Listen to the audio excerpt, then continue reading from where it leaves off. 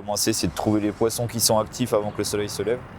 Pêcher un peu les poissons qui chassent encore. Là, pour la prospection linéaire, je l'utilise pas forcément, mais après on va l'utiliser quand on va pêcher en vertical pour voir comment sont positionnés les poissons si on prend pas de touche, si on trouve pas.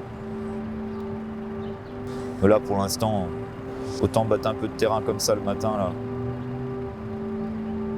Je pense que j'ai fait le tour de la question, j'avais fait plus ou moins le tour de la question à la tonnellerie. Du coup, mon premier métier à la base, c'est tonnelier. Donc à la base, tu vois, j'ai fait des études en tonnellerie pour fabriquer des tonneaux pour mettre du vin. Donc j'ai bossé chez un négoce en Bourgogne, enfin à Beaune, à côté de Beaune. T'as le côté pêche, tu vois, quand je suis à la pêche tout seul ou entre potes, où c'est que tu t'éclates. Et en fait, t'as ce deuxième truc qui vient juste derrière, c'est le côté guidage, on va dire, plus ou moins. Ou quand tu fais découvrir aux gens un peu notre bulle, parce qu'on est un peu enfermé dans une bulle. Ouais, c'est ça. Quand tu les fais rentrer dans ton monde, t'avais des gens qui étaient vraiment, tu vois, qui étaient ébahis. C'est génial tout ça. Et puis, de fil en aiguille, du coup, j'en suis venu à demander à mon patron justement pour faire une formation en fait de 9 mois. Et puis, il m'a autorisé à faire ça. Ça a été financé, etc. Donc après, je suis parti 9 mois en formation. Hein ? Bon patron alors. Ouais, bon patron, très bon patron. Et j'ai commencé à rentrer un peu plus dans le milieu de la pêche parce que j'ai bossé dans un magasin de pêche, là, pareil, toujours autour de chez moi. Là. Chez Instinct Pêche, là, chez Seb et Sylvain, quand j'ai fait ma formation de guide de pêche. Et après, du coup, j'ai bossé chez Sport et Nature à Beaune, qui est un magasin multisport, en fait. C'est quelques années là-bas et tout en continuant, en fait, je bossais 3 jours par semaine. Donc je pouvais me dégager énormément de temps pour le guidage et pour la prospection, parce que ce qu'il y a d'important dans la pêche, c'est la prospection aussi. On l'oublie quand même pas mal de fois. En fait, on passe autant de temps, nous, guides de pêche, à passer à prospecter qu'à pêcher. Le fait justement, tu vois, le guidage, d'avoir rencontré des gens, après j'ai rencontré des personnes qui étaient déjà dans le métier de la pêche, et puis de fil en aiguille, en fait, je suis rentré chez Westin quand ils ont monté quand ils ont voulu développer plus la France, en fait. Je suis rentré chez eux en tant que team member, et puis après, de fil en aiguille, il s'est trouvé que j'ai eu l'opportunité d'avoir on m'a proposé une place chez Westin, en fait. C'est ni plus ni moins ça ressemble énormément à la pêche à la truite. Hein. Ouais. Quand tu pêches la truite au souple, toi, moi je la pêche beaucoup au souple, j'aime bien. Ouais. Ça ressemble à ça. Hein. Tu jettes dans les veines d'eau, tu essaies de trouver le bon grammage pour passer en planant un peu. Et les poissons, quand ils sont là, ça te fait des bosses. Mais quand tu passes à proximité juste au-dessus d'eux, ils montent te prendre ton leurre. En temps normal, ils te mettent des bonnes saccharines en plus. C'est compliqué de louper les touches.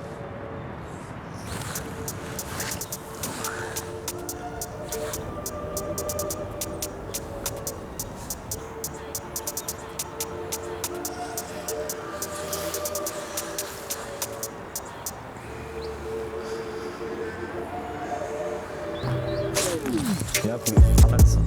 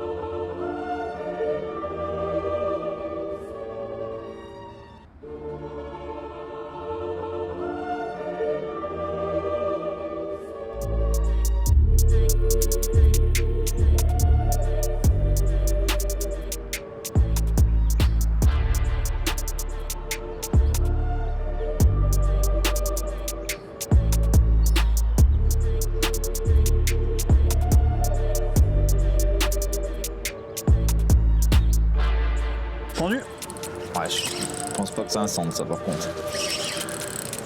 Non. Ça ressemblerait bien à une brème. Ah si. C'est quoi cette affaire de quoi ? Mais mon gars, mais c'est pas un... C'est quoi cette affaire ? c'est pas Un aspe. un aspe. Ça y ressemble. Attends, voir. Ça y ressemble. Ah gros, il ressemble quand même. Hein. C'est quoi ce truc là? Attends, viens voir le bruit, c'est quoi ce... Il y aurait bien un aspe, hein, gros. Ah, c'est bizarre quand même. C'est quoi? Je l'ai jamais pris de ma vie. Non, mais franchement, ça je vois ça. Je peux pas te dire. Ça peut être quoi sinon ça ressemble vraiment à ça. Enfin. C'est pas un chêne, ça c'est sûr. C'est quoi? Je sais pas ce que c'est là. Alors écoute, ouais.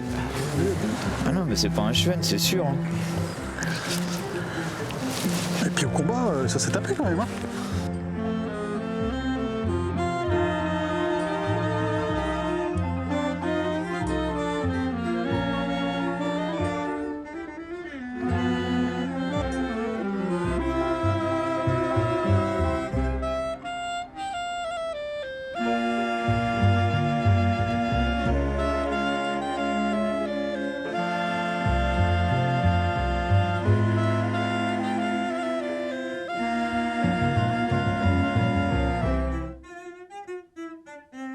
Tu vois qu'il y a eu, par rapport à ce qu'on a connu au début quand j'étais gamin, comme je te disais, on n'avait pas les mêmes techniques de pêche, on pêchait, on avait une autre approche, on pêchait beaucoup au flotteur à la passe, au vif, tout ça, enfin, on était quand même, je trouve, plus limité qu'à l'heure actuelle. Ouais, très rudimentaire par rapport à ce que tu peux trouver aujourd'hui. Et tu avais l'impression que c'était quand même beaucoup plus simple pour prendre des poissons, enfin, notamment pour le cendre, hein, je parle du cendre après. Parce que c'est un poisson qu'on pêchait énormément avec mon père et mon grand-père, tout ça. Bon, là, on est en plein centre-ville, enfin, à Chalon-sur-Saône.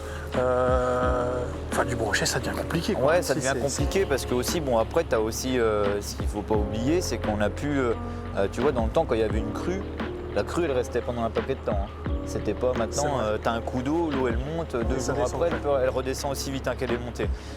Avant les crues, j'ai souvenir quand, pareil, quand on était gosse, t'allais du côté, toi en remontant côté Verdun-Sœur, t'avais des crues qui restaient dans le pré pendant je sais pas combien de temps. Hein. Donc là, les brochets, ils avaient le temps de frayer comme il faut, et je pense que ça joue pas en leur faveur.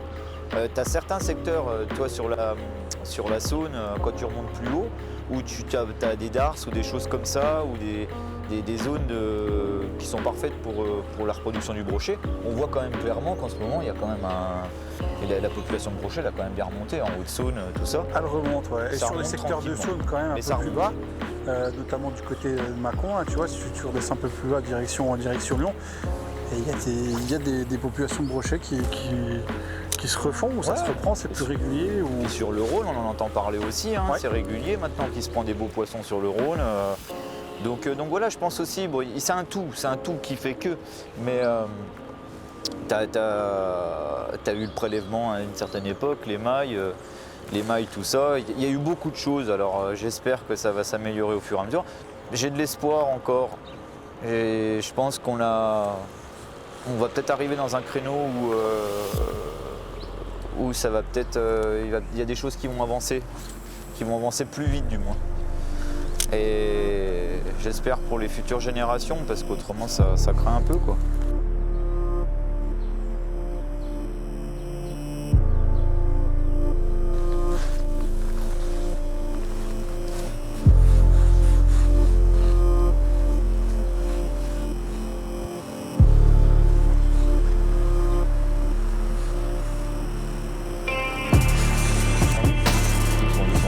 C'est une belle.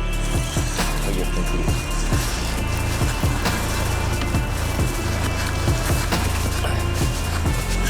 Je sais pas, c'est vraiment... Je serais incapable de dire ce que c'est. C'est une perche c'est sûr, c'est une perche. C'est une grosse,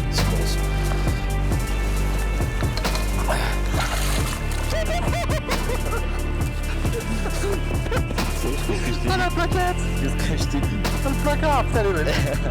Elle est belle!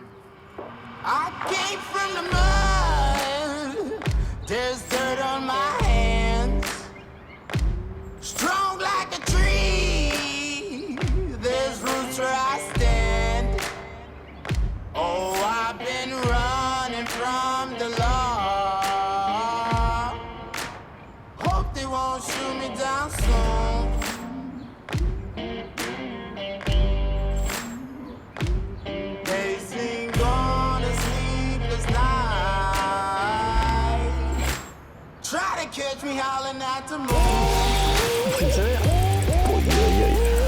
C'est beau. Je sais pas ce que c'est, mais... Ah, c'est pas un sentier. C'est un silure. Silure.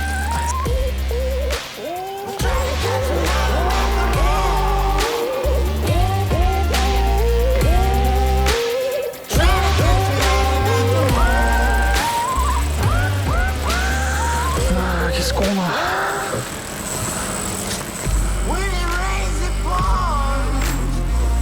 Water's up to my chin. Won't stop fighting to the very end. Many men try to reach it. Many men have failed. Well, if you wanna get to heaven, you gotta raise a little hell. C'est grand.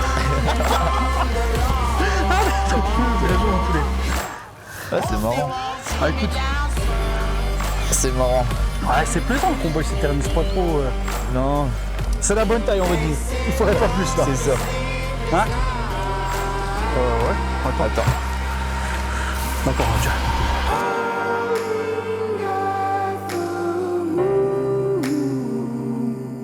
Will you find me? Hope you find me.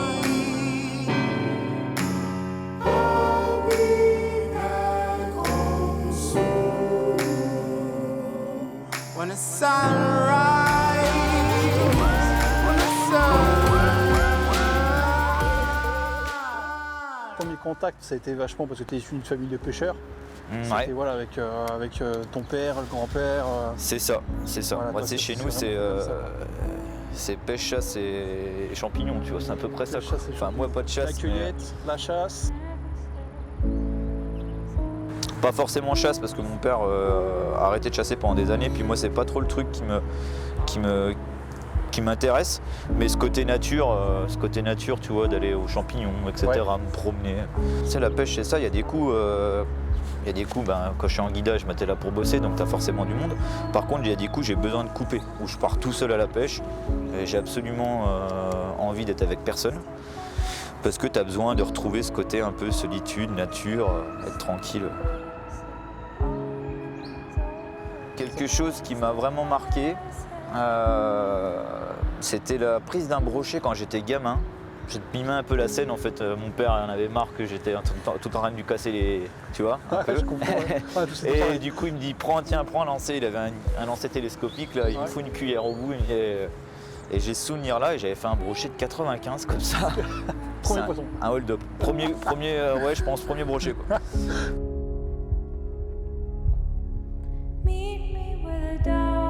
Et encore, je pense peut-être la chose qui m'a marqué le plus, parce que je sais que j'en dormais pas la nuit, c'était pour les ouvertures des truites. Ouais. Ça, tu m'as toujours raconté. Ouais. L'ouverture de la truite, c'était un truc de ouf. Le vendredi soir, puis mon père était comme moi, tu vois, on était levé à je sais pas quelle heure, je dormais pas, j'étais comme un dingue, quoi, de peur de louper le réveil. Moi, le début de semaine, je commence très rarement par un guidage. Tu vois, quand je bossais, Tu retournes sur l'autre. il me fallait au moins une journée de prospection. Et donc déjà, ça c'est primordial, quoi. Autrement, tu connais beaucoup de cuistots qui cuisinent pas, toi?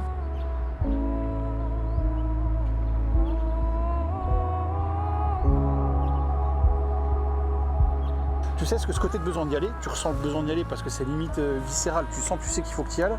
Et ce côté de dire à un moment par moment, tu sais, le paradoxe à se dire qu'est-ce que je fous là, Il y a des moments où je coupe.